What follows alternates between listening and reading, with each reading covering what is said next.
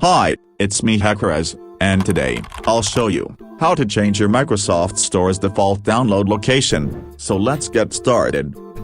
Go to your settings. Now go for System. Click on the Storage tab.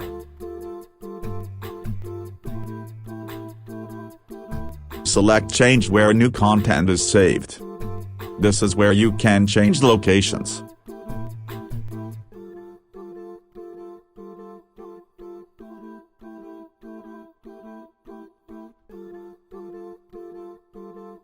That's it.